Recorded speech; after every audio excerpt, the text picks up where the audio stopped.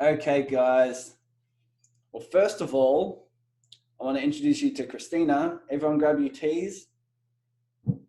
Christina is an absolute superstar. I found her on YouTube, as some of you also have done.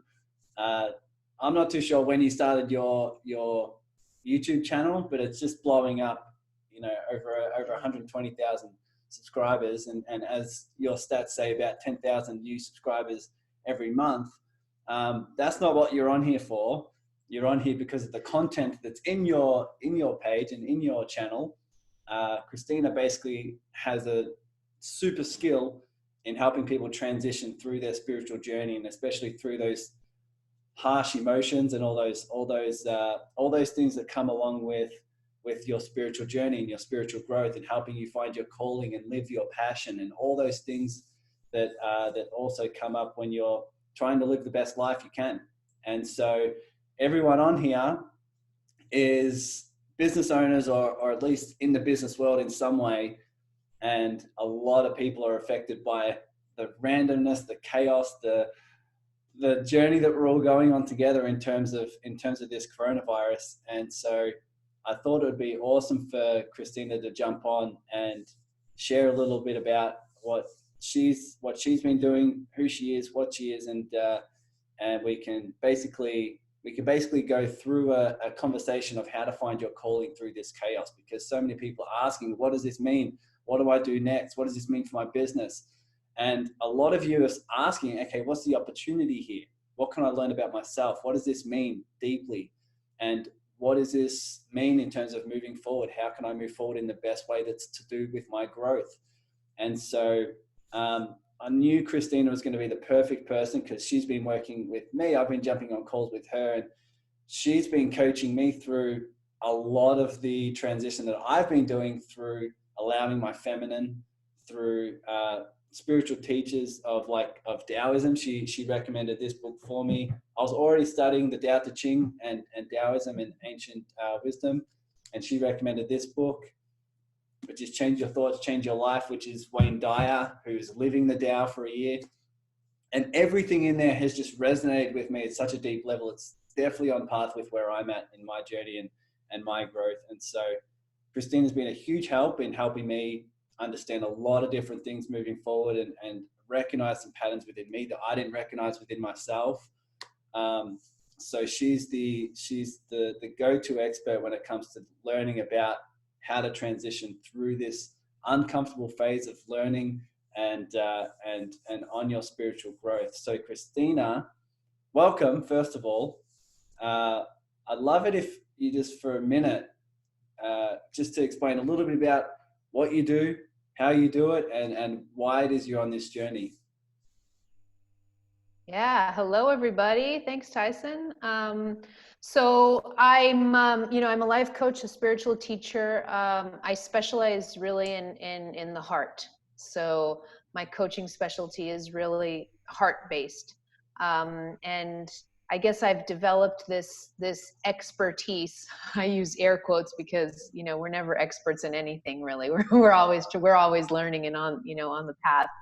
But through kind of experience and trial and error, I sort of became an expert in helping people navigate very difficult life transitions, including spiritual awakenings. Like, many of my clients didn't even know how to use the term spiritual awakening when they reached me or reached my videos. A lot of people started finding my videos randomly, and they didn't even know that what they were going through was called a spiritual awakening. They were just going through very difficult life challenges, and they didn't know what to do about them. So that's sort of how I started to specialize in the whole, helping people navigate through difficult spiritual awakening processes, and learning about what their soul purpose was, what they're doing here on earth, what they're meant to do. So that's kind of phase 2 of my life. My background is really, I'm a clinician. I'm a trained clinician. I have a doctorate degree in physical therapy and a specialty in neuropediatrics. So I was actually a clinician for 10 years, for a decade.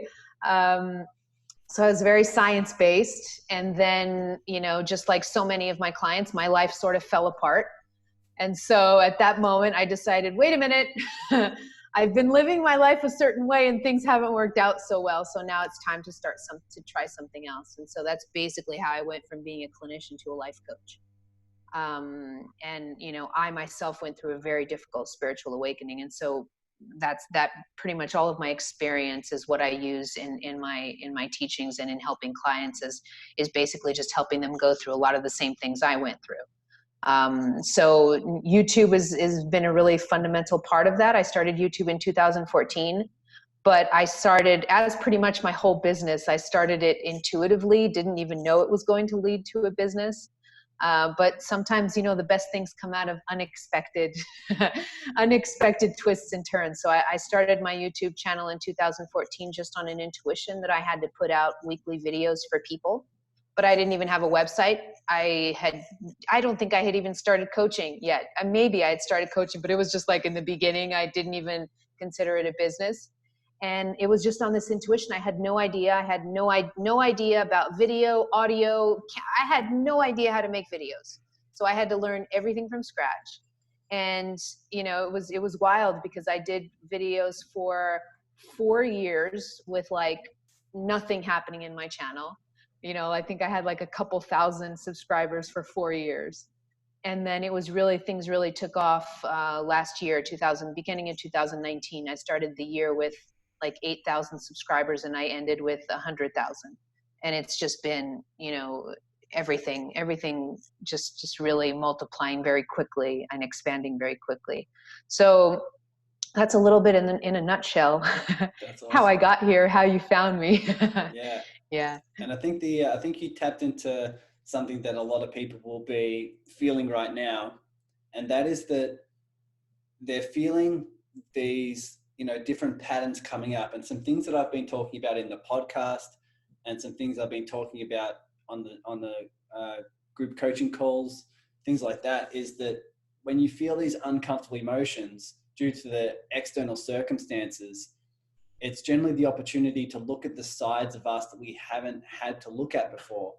But you tapped into a topic around people don't really know what their spiritual awakening is, or if what it is they're going through. They just know they're feeling uncomfortable. They just know they're going through something, and they're not too sure how to describe it and how to go through it. What advice would you give to someone on how they know what they're going through in terms of their spiritual awakening, and how they sort of make sense of all these uncertainties in them? Yeah. So usually, you know, for a lot of people that reach me who don't even know that's what they're going through an awakening process, and they have no idea, because a lot of, you know, Western culture, there are very few cultures that know how to give this the name that it is. Very few cultures.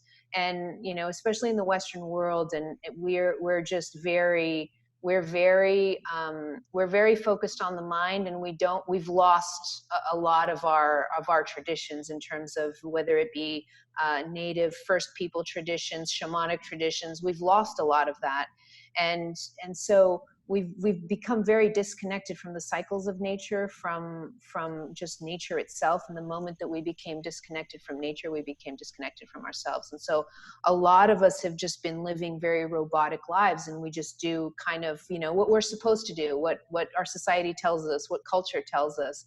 And so a lot of times what I tell people, probably the way to diagnose whether you're having a spiritual awakening or not, is you start to ask really profound existential questions. And one of them is the one that I asked, and the one that pretty much every client that reaches me asks, is they'll say a statement like, there's got to be something more to my life than this. There's got to be something more than this. And the moment that you say that, the moment that you say there's got to be something more to my life than this, that's already signaling that you're going through a spiritual awakening, because it's already the language of the subconscious mind, the language of the soul that's coming through. And so as soon as you start to ask these really substantial existential questions, the awakening has already started. You just didn't notice. You just didn't notice on a conscious level. By the time those questions reach your conscious mind, you've already started the process of the spiritual awakening. And so, you know, by the time these uncomfortable emotions come up, it's the process has already started, because that's the reason why uncomfortable emotions come up. they come up because you've already been triggered into an awakening. You didn't notice it, but you notice it when you start to feel, when you start to feel crappy, when you start to feel certain emotions come up that you haven't really dealt with before, or didn't want to look at before. And now they just rage to the surface. They all come up. And that's a very normal process in the awakening phase. You don't even have to call it a spiritual awakening. You can just say awakening. It's just when you start to wake up from the slumber of unconscious living, these are the things that happen, and sooner or later you're going to have to address the fact that certain emotions that may have been in you for a really long time without being processed, they're going to be one of the first things to come up to be looked at. I think that's a really good way to that's kind of explain an it. easy way. Because because some people might not be into, spirituality, and like you said, they might not know what the term awakening means. For me, I really start to see it as recognizing, like you said, when you're living unconsciously and just living in your shoulds, you're just going forward in your life because this is what you think you should be doing. And then whether it's a job, whether it's a way of behaving, whether it's certain relationships, certain particular patterns, and more you just start becoming more aware of not necessarily what you should be doing, but there's some callings that are like, there's some callings that say, I feel like I should be doing something different. I feel intuitively that there's a different path for me. There's something that is, there's something that's in me that feels aligned or feels in flow when I do this. And that's when you're describing, you ask yourself better quality questions, or just different questions of, why am I here? Different questions along what am I here to do? How am I here to serve? What am I here to contribute? Surely this doesn't, surely there's a different meaning. There's a deeper meaning here. And that's where you start to have those questions come up. And when you say spirit, for me, it's more around the part of you that's, beyond your physical body. It's beyond, how would you sort of describe the spirit, and so people know that this is something to do with, that's more than just what their actions and who they are. Yeah. Well, it depends on, it depends on what your belief system is, really, because, there's a really popular book by I think he's a he's not a neuroanatomist. I think he was a neuroanatomist or a neuropsychiatrist, or Sam Harris. I don't really remember his specialty, but I'm pretty sure he's either a neuropsychiatrist or a neuroanatomist. Anyways, so Sam Harris has a really popular book called Waking Up. And what's interesting about Sam Harris's book is that he's an atheist and he's talking about spiritual awakening. So that starts to give you an indication of how the term spiritual awakening doesn't have to apply for any kind of woo-woo, more spiritual, esoteric concepts. It could be literally for someone who's an atheist like Sam Harris is. And so the way he describes awakening is simply you coming to a point where you become more and more mindful of how you feel, of what you think, what your internal environment is telling you. So there's nothing woo-woo about that. So that's Sam Harris's view. On my end, of course, I get more woo-woo. I have a different experience in terms of a different background and different experience in terms of Sam Harris. So for me, spirit just means that part of you that's way beyond the mind. That's all it means to me. So it's the part of you that's not the conscious mind. It goes way beyond it. And that part of you is much more intelligent than the mind, much more intelligent than the mind. Anything that we think we can do with the mind, your spirit can go way beyond it, because it's an intelligence that's literally imbued with everything. So it's much more intelligence. The mind is a wonderful tool. It's extremely limited though.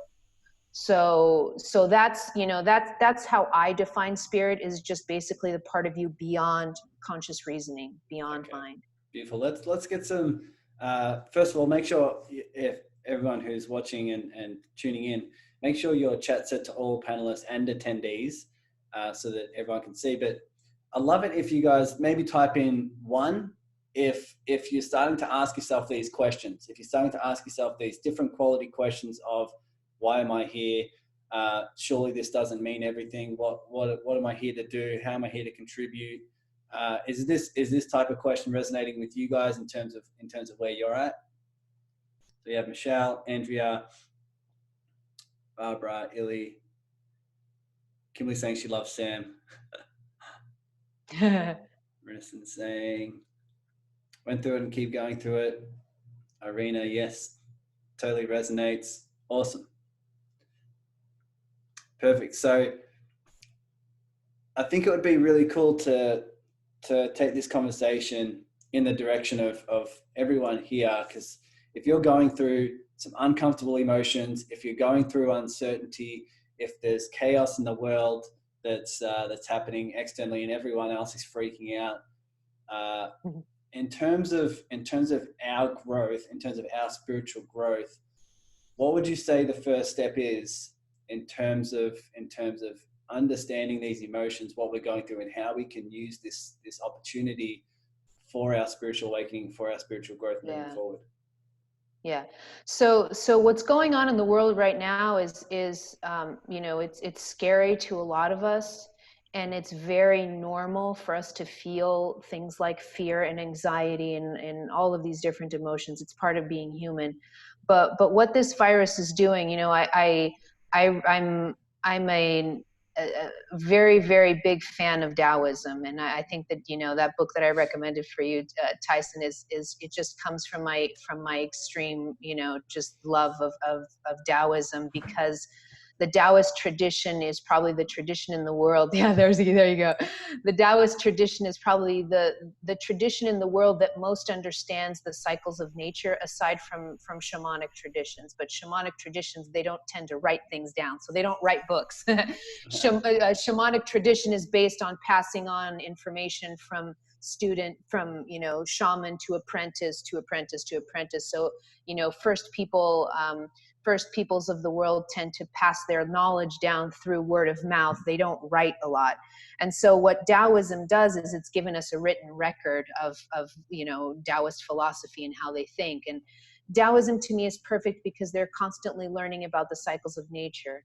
And what's happening right now is exactly that. So this pandemic goes across the world. And if you observe the way that, if you call this pandemic a part of nature, because it is, it's a virus, it's a part of nature. And if you start to observe what it's telling us, even from a non-spiritual perspective, what is this telling us? Well, there's a virus out there. My freedoms are being curtailed. I can't leave my house in a lot of instances. I don't know if you guys are in quarantine there, but in a lot of countries, here in Portugal, we're in quarantine, and in a lot of countries, we're in quarantine. So I can't go to an airport. I can't fly anywhere. I can basically shouldn't even be driving anywhere. I'm in my house. So what's happening is my freedoms are being curtailed and my walls are closing in on me. And so what that is, what nature is telling me is stop. That's point one. Nature is telling you to stop. And then you start to think, well, why is nature telling me to stop? Well, maybe you've been moving too much. Maybe you've been using too much masculine energy. Maybe that masculine energy has been misdirected. Maybe you've been doing a lot of things in your life, but maybe the doing wasn't in accordance with what your spirit wanted to do. So maybe the planet is just saying, hey, reset button, everybody goes in a timeout, and you all go sit in your corner and you go think about your lives. not just think about your lives, but think about whether you're in harmony with yourself, whether you're in harmony with nature, because this is, whenever things like this happen, we must ask ourselves whether we are in harmony with nature. That's a profound question that we need to ask, because whenever there's harmony in nature, there's harmony. Whenever there's disharmony in nature, something happens. Like a plague, like a virus that goes everywhere, like wildfires that are uncontrolled. There's got to be some kind of disharmony in nature for these things to happen. So if there's disharmony in nature, there's disharmony in me, because I'm a part of nature. And so you have to start asking these questions. Okay, well, this virus is making me stop. Okay, so what do I do when I stop? How do I feel when I stop? That's a huge question for us, because so many people are in their houses right now and they are literally climbing up the walls. Why? Because they're not used to stopping. They're not used to non-action. There's an extreme judgment against non-action, right? Especially for entrepreneurs. I mean, if we're all entrepreneurs here, we are taught to just hustle and do and do and do and accomplish. A life of success is a life of doing. And so we've been trained to believe this. We're constantly on the hustle. We're constantly doing. And so now nature has said, no, now you need to stop.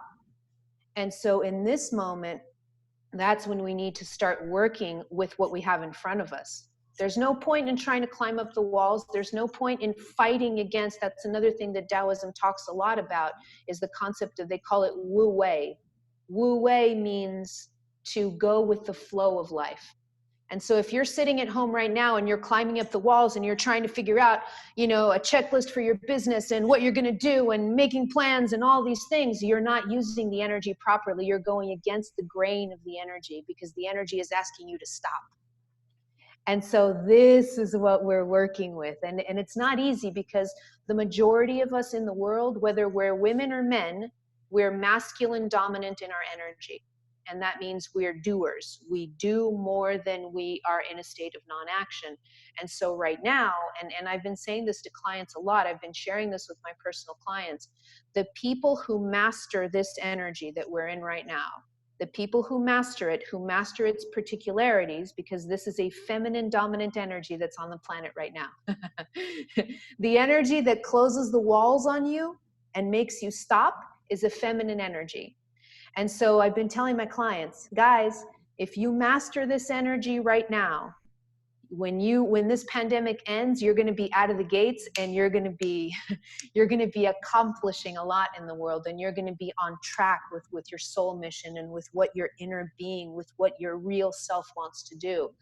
But it's challenging for those of us that are yang, masculine dominant energies, for the entrepreneurs that are out there doing. This is a difficult energy to work with, but we can do it.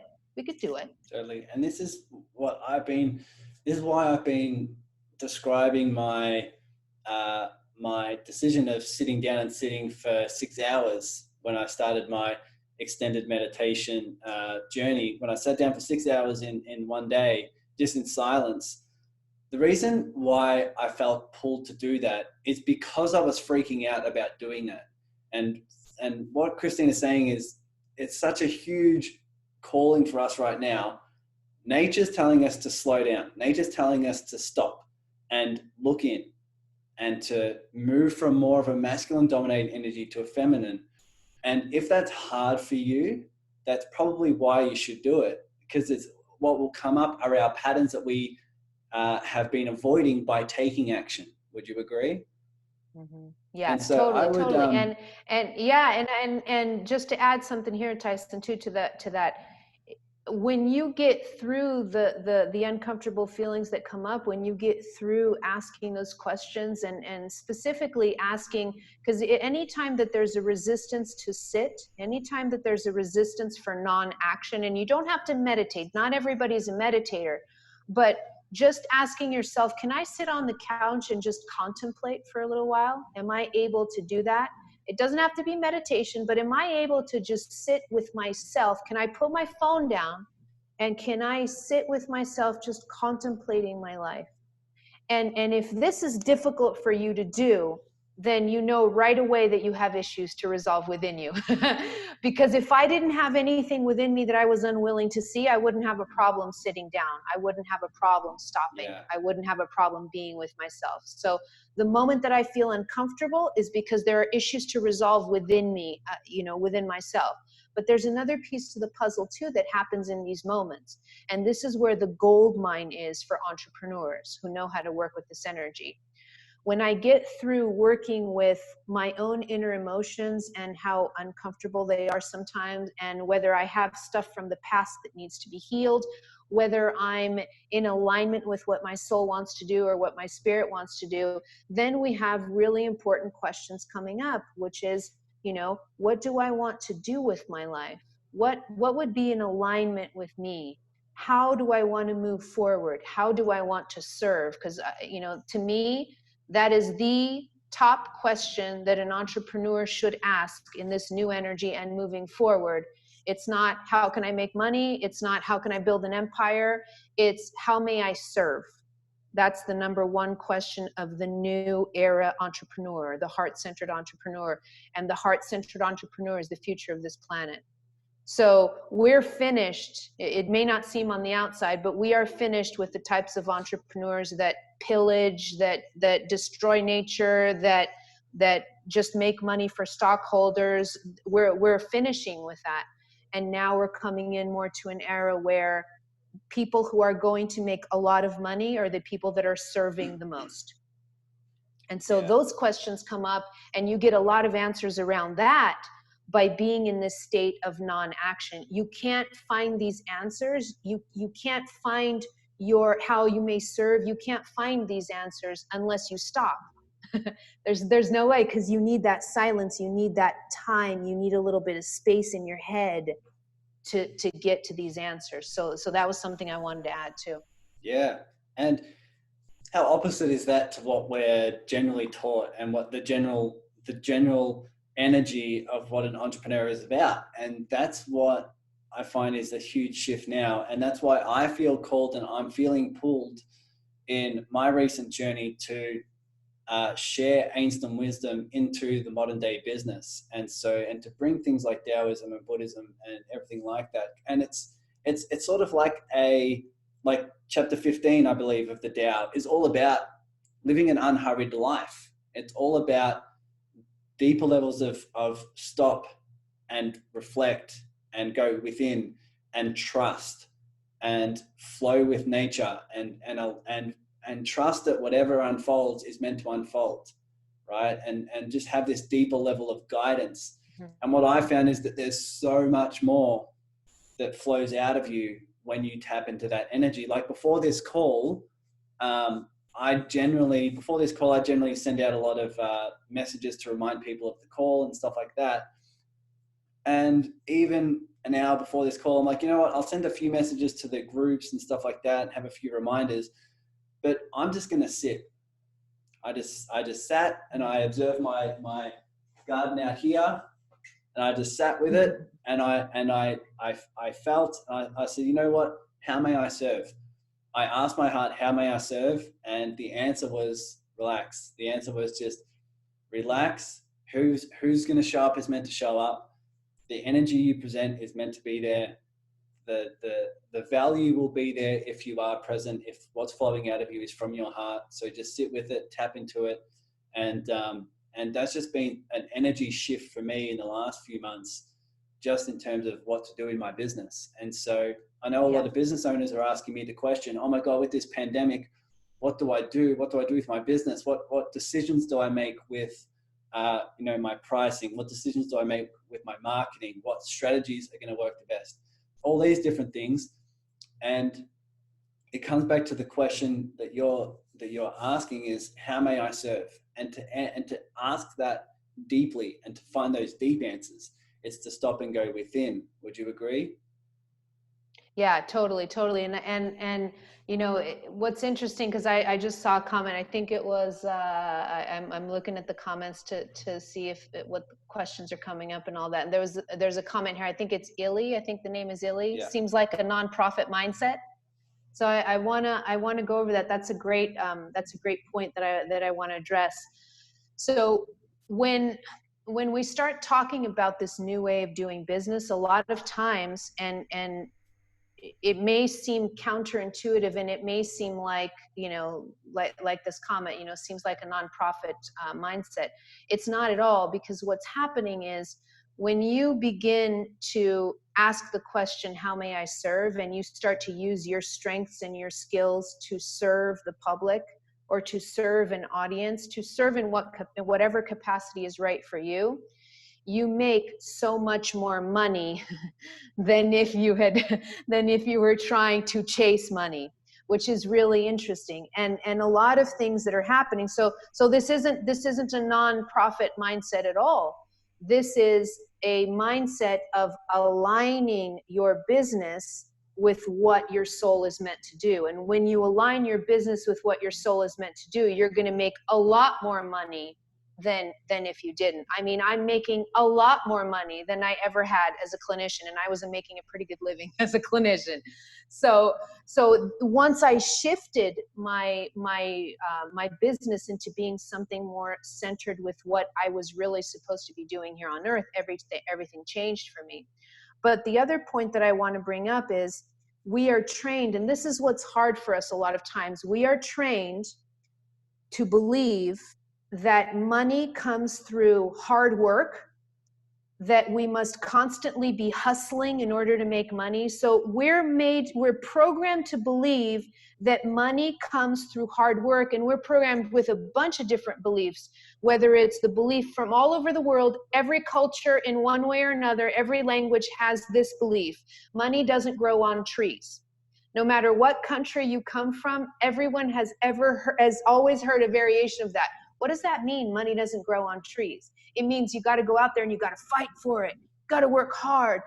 And this is something that we have left over from the Industrial Revolution, when people were really, really scraping it, really had to work hard. We're in totally different energy now.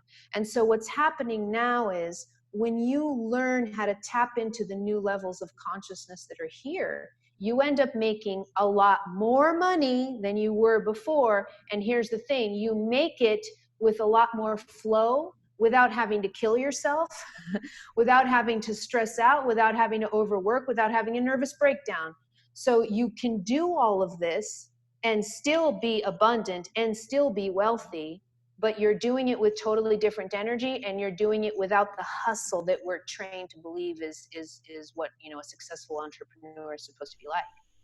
And that's what I've been talking about on the podcast in a few episodes, and with a lot of people on the calls, is that when you basically, the way I find this works is because when you're in flow, and when you're doing it to serve, the way this is such a huge, profound shift is because generally when you're going out and trying to make the money and hustle and use your masculine energy in hard work, it's generally because you're trying to fill that void within yourself that says, when I make that money, I'll feel enough. When I make that money, I'll feel how I want to feel internally. When I make that money, my life is going to be so much better.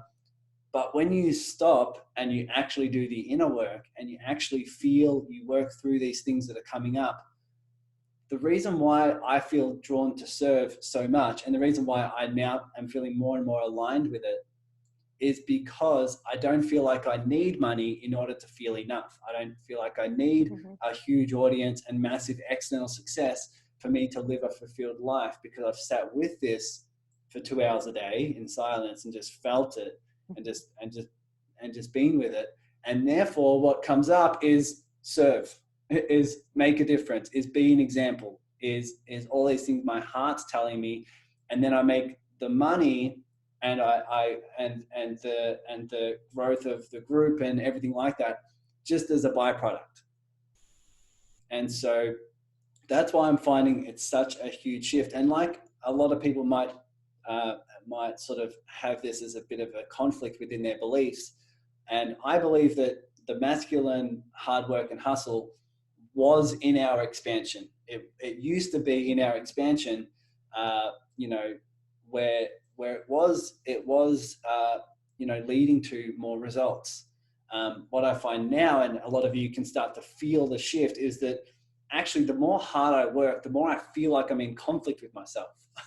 The more I feel like I'm in conflict. So even if I do achieve, and if I do make a lot of money, I'm still at conflict with myself. I'm still in a space where I'm not happy with my life and what I'm doing. And all I've just been doing is manipulating to get a certain result, rather than just feeling what's flowing out of me and what's in my heart's alignment. Is there any particular steps or tips or advice you'd give for someone who's now willing to look in, for someone who's now willing to stop and say, okay, I'm willing to follow my heart now. I'm willing to find my calling through this, like the title, through this chaos. Is there any specific things you'd give for the people on this call? Yeah, so I think right now in this particular moment, we are being called to stop, and we're being called to reassess. And so what that means for you can be different, right? Like for some of us, it doesn't mean this moment here for all of us, it doesn't mean the same thing for everyone. So some of us are going through this stop phase in our lives right now, and we're stuck in our apartments and we're just, we're in quarantine or whatever.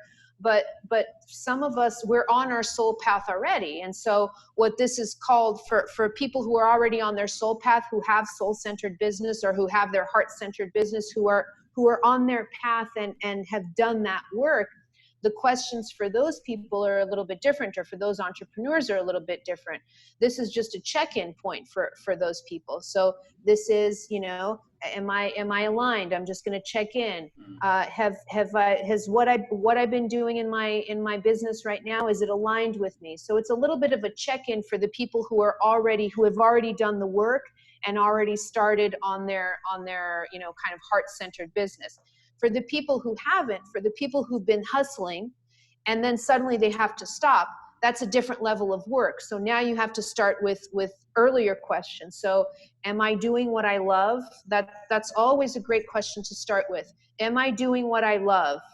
Because if I'm not doing what I love, this is something that I always train clients, because sometimes people say to me, I don't even know what I'm supposed to be doing. What the hell does my soul want? What does my heart want? I have no idea. I've never been in contact with my intuition. I've been, my mind has been leading the way. So you're asking me to tap into my intuition. I have no idea what the hell that means.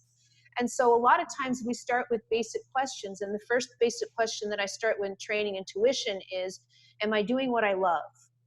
Because here's the thing. I always tell people, your passions, your excitements, your joys, they are intimately connected to your gifts, and your gifts are intimately connected to your life mission, what you're supposed to be doing here. You are programmed in your DNA. You are programmed with your life mission, with what you're supposed to be doing here. And if you forget what that is, you just look at your excitements, your passions, and your joys. What brings you joy is intimately connected to your gifts, and your gifts are intimately connected to your life mission. So you are good at something. You have talents and you have gifts. And those talents and gifts, they're not programmed in you by coincidence, by chance, none of this. They're programmed on purpose. And so that's a good way to start. That's a good question to start for the people who haven't done this work yet. It's, is my business in alignment? Do I love what I do? And if I love what I do, fantastic. Keep going and just do a little bit of checkup and see, in this moment right now, how's my business going? How are the details going? But if the answer to the question is, no, I don't like what I'm doing. It makes me a lot of money, or okay, it pays the bills, or, I started doing it 10 years ago and now I can't see myself doing anything else, but it doesn't really bring me a lot of joy, then we got to go deeper into that to find what does bring you joy.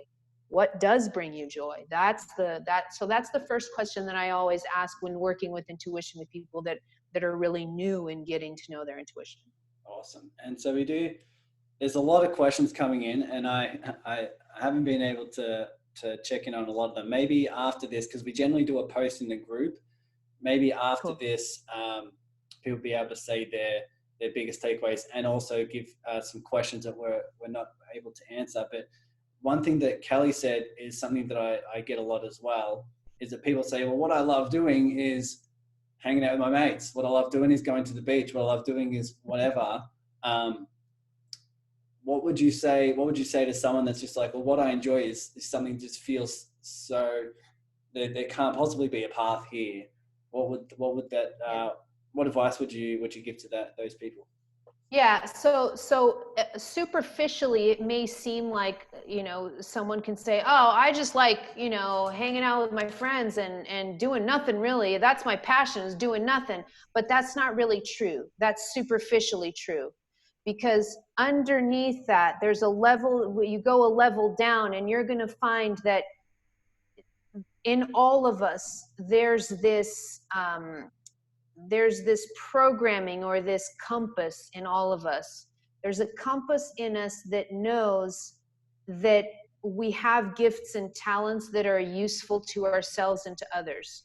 So even the biggest bum on the face of the earth, they get tired of hanging out with their friends and being on the beach every day and doing nothing. It gets boring after a while. And so the question is, if you were on the beach for 10 days straight and you started to get bored, what would be the next thing you would want to do? Because eventually you're going to want to do something that involves either being useful or it involves creating something. There's something underneath that first level that people can tap into. But again, this is a question of training your intuition. So a lot of times when people answer that way, oh, I just love to do nothing, sit on the couch and watch TV all day.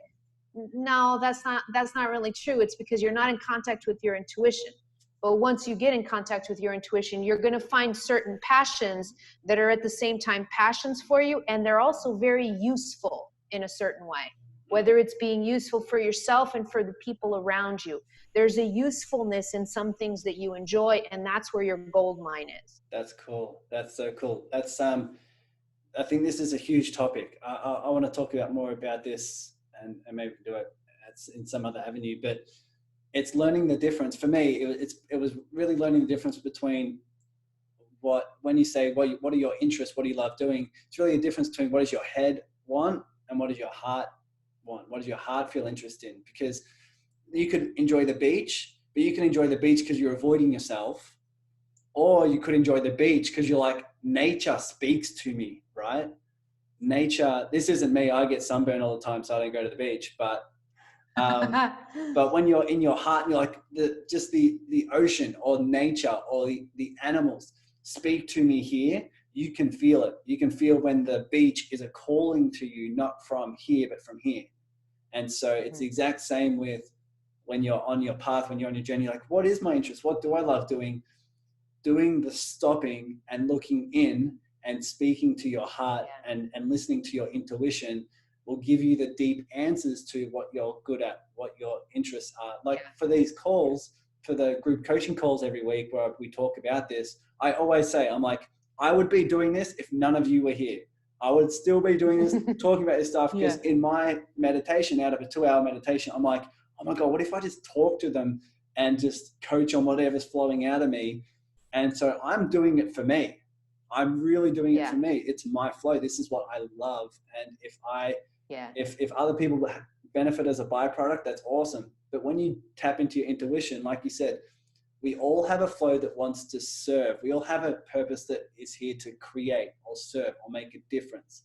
And so would you have any tips or advice or something that people can tap into there? Yeah. So another question too that I like to go into with clients that are first starting, because intuition or heart, intuition to me is it's a heart-based phenomenon, not a mind phenomenon. In science, intuition is studied as a subconscious phenomenon. I don't view it as a subconscious phenomenon at all. I think it's a heart phenomenon, but that's a whole other conversation. But the point is, when you start to train intuition, sometimes it's not easy for people because when we've been so mind dominant for so long, it's hard to come into contact with our intuition. And for so many of us, we've been beaten down by the routines of life that we actually come to the point where I ask people, what do you love doing? And I've had so many clients say to me, I have no freaking idea what I love doing anymore. That's how chronic it could get. And so then we ask another question, and this can also help. This can also help your tribe too. If you're not really sure how your passions can turn into a business or can turn into a path, if you're not really sure, maybe you have passions that are quirky or weird and you don't know how to turn this into a business. Another question that I like and that I used in formulating my own business, because I relaunched my brand in 2018. So I started in 2014, but I didn't really consider it a business. I was kind of haphazardly doing things until 2018, where I was like, all right, I'm done with this. I'm taking this seriously now. And so I rebranded and restructured my whole business. And there was a valuable exercise that I did there. And I give that exercise to clients now too. And the exercise is to make a list of your strengths and what you're good at. So forget what do I love for just a second and write down a list of what am I good at? What are my strengths? So I wrote down the list of what my strengths were from what I can see from myself, right? Because what you'll find is that we're okay at evaluating ourselves, but there's then another layer we can add to this to even make it cooler. So I wrote down a list of strengths that I had, that I perceived in myself. I'm good at this, I'm good at this, I'm good at this, blah, blah, blah. Here are my strengths. And I made a list of them. And then what I did was I emailed at least 10 people in my circle. And I emailed clients, I emailed some friends. I emailed only 1 or 2 family members because family members are biased. So I emailed some friends, some clients, some former coworkers. But the point is at least 10 people. You have to have a list of 10 people to send out an email. And the email is going to be, hi, something around the, you can say, I'm thinking about starting a business or whatever. And I would just really love for you to let me know what you think my biggest strengths are. This is a valuable exercise. I got so much data from this. So I then took my list and I compared it to 20 emails that I had received from various people. And then I started to match things up. Oh, cool. And what was interesting was that the people answered me back, they found particularities that I hadn't seen in myself. And so then I started to grab those things from the emails and I started to put them together with my list of strengths. And I came up with this map of Christina's strengths.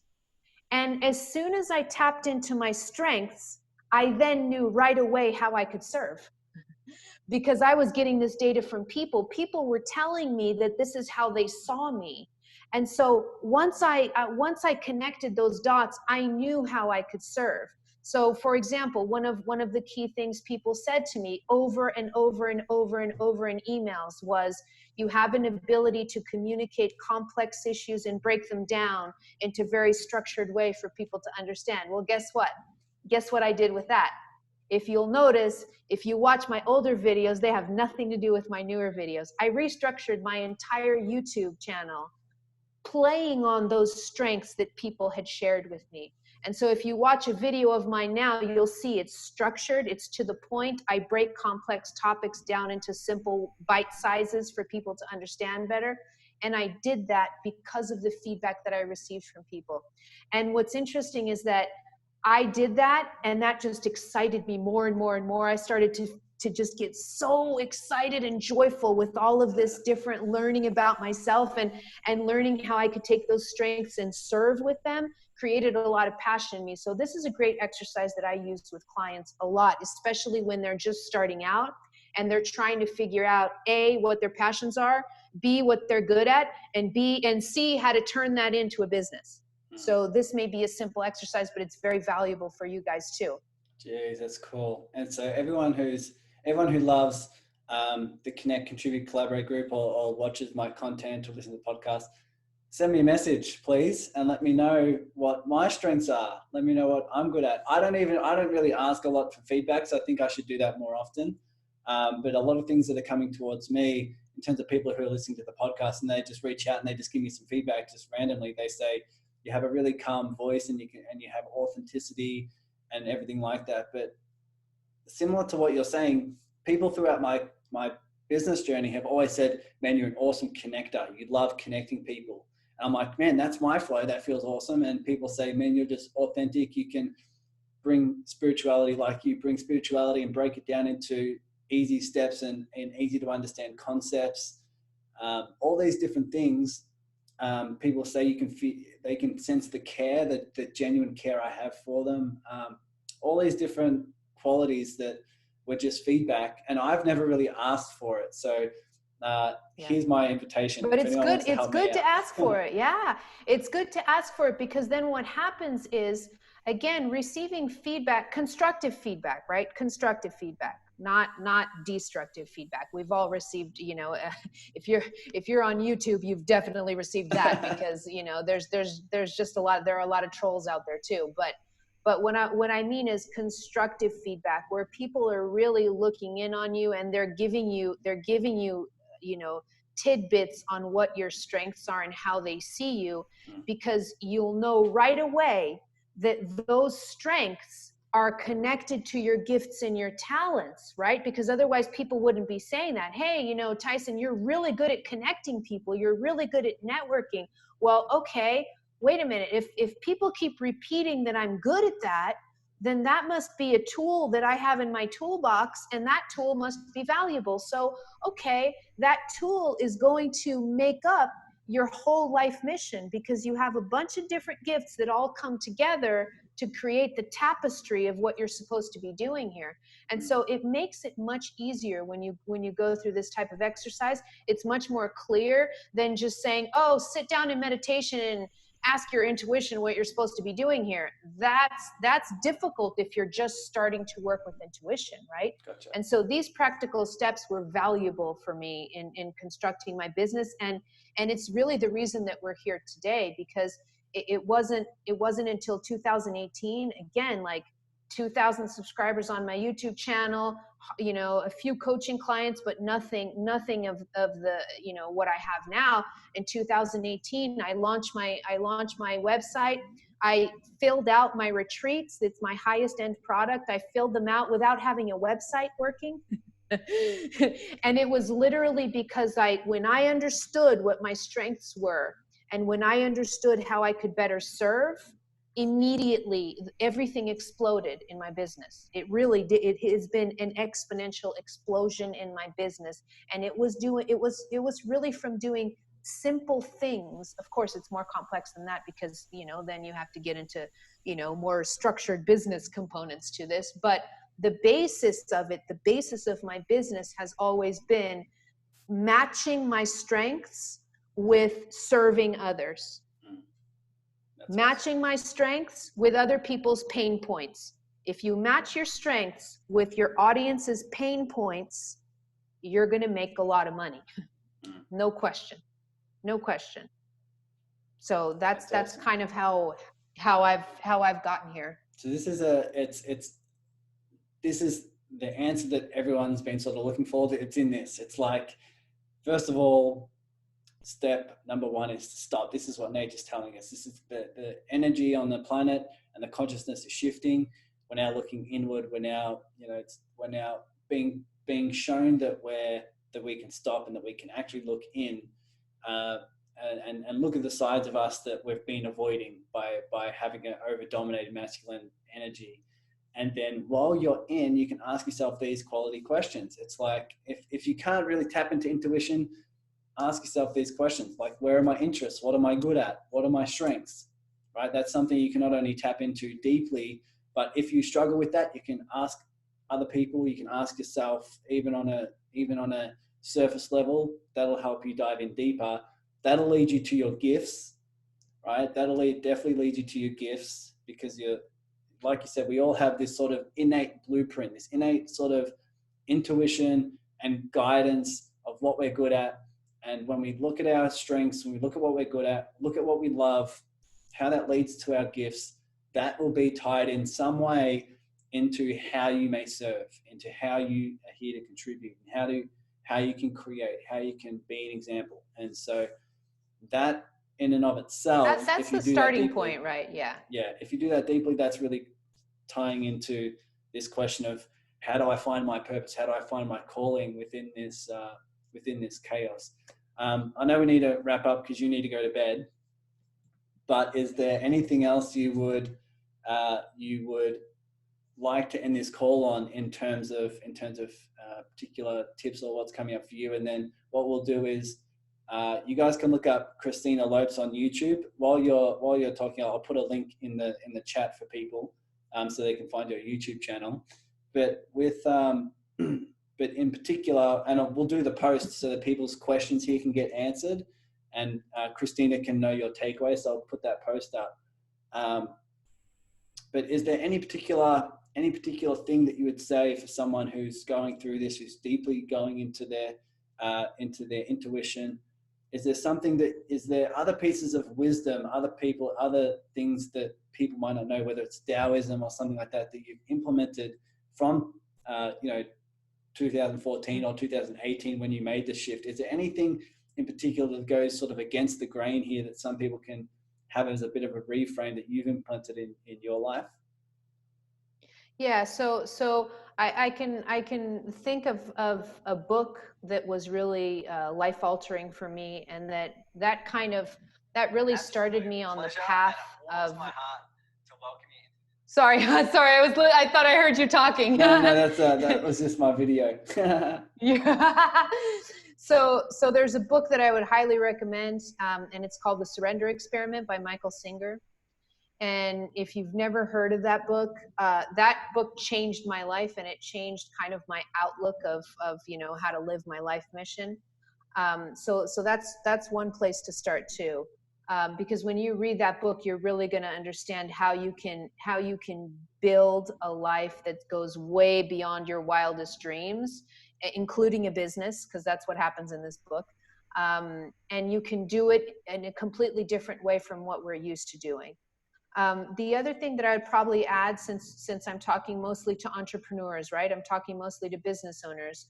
So the other thing I would add is, when you're able to figure out what your strengths are and your passions, and then you're able to match those strengths with people's pain points.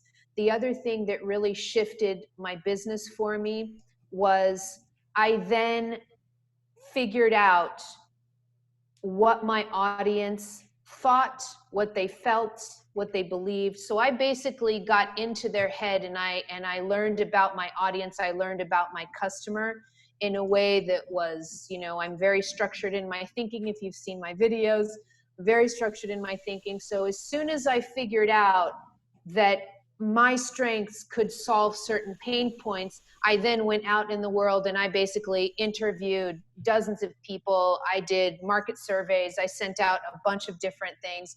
And I learned about my client from the inside of their head.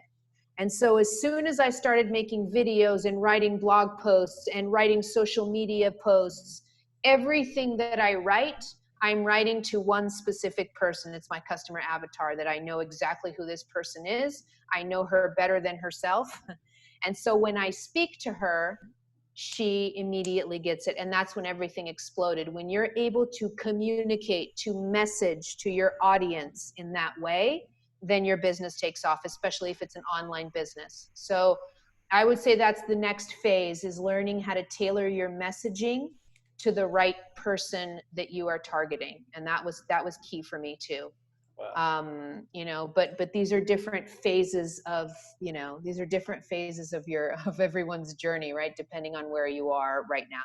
Yeah, and that's where I'm at specifically, is I'm going to be diving in deep on my avatar. 'Cause now I've been diving in deep on myself. I now know what I love doing, how I love serving. It's now a point where I'm really starting to do some deep dives in terms of who I love serving, and then the inner workings of their mind and what will really help them move forward. So I just created the post for everyone in the group, and I think it really helped Christina as well to know what your biggest takeaways were. This is what the post looks like.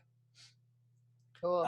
So if you could jump on there and let Christina, myself, know what your biggest takeaway was, and then also what your follow-up questions are. This might be the one that didn't get answered here, or one that you might have in your head.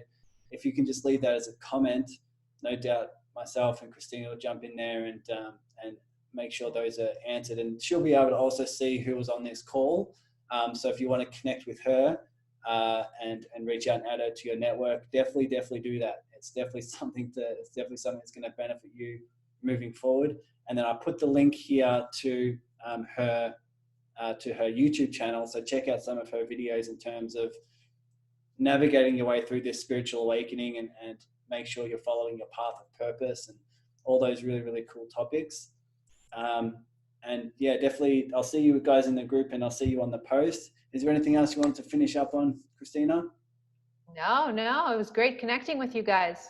Awesome. Perfect. Thanks so much, everyone. This has been probably the biggest call we've ever done in terms of value and things to do moving forward. That's really, really aligned. So thank you everyone who's showing up live. Thank you everyone who's watching the recording. And Christina, you're an absolute superstar. We'll definitely be in touch on what we can do moving forward. Cool. As well. Awesome. Cool. Thanks Bye, so much, everybody. guys. It was great connecting. Bye-bye. Take care, guys.